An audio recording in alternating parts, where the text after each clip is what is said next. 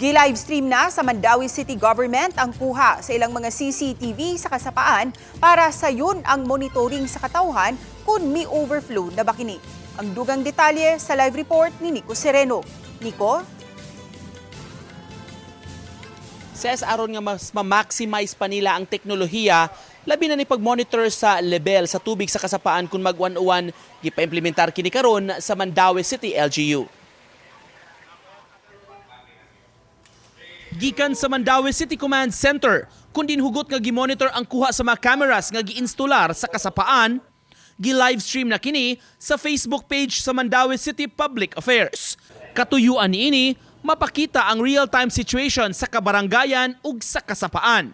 Gisugdan kini sa pag-livestream sa Mandawi PIO ni adtong miaging simana pag-igo ni Bagyong Basyang. Para magiging siya sa may peace of mind sa mga tao wala sa ilang mga balay or families by living along the river banks. And for those also motorists, guided sila, nagbaha na ba nilang area, and then sa mga residents living along the river banks po.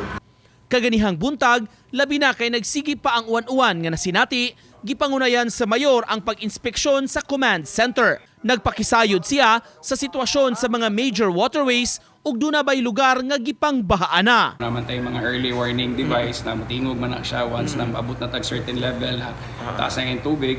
Pero karong panahon na because of technology, social media, mas ganahan ang atong mga labi na atong mga batanon na makakita ning live na unsay panghitabo sa ilang mga tagsa-tagsa kalugad. Di na sila magtag-antagan. Ang mga camera sa kasapaan dugay nang nainstolar uban sa early warning system.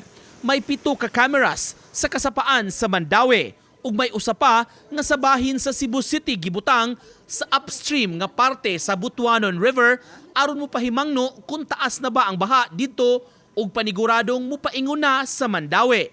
So taas na yung level mo alarm na sa tiri. Kaya na mo para sa announce sa bingit.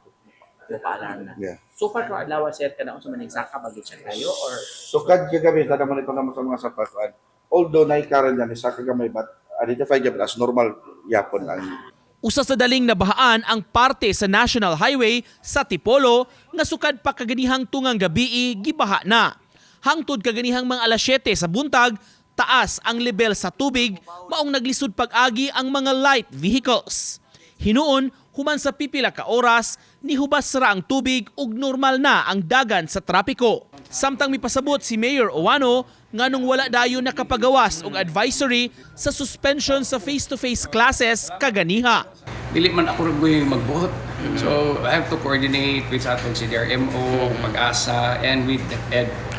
No, ako lang nang ibalik kay aguban kay nganong late kuno ta 7 naman sa to.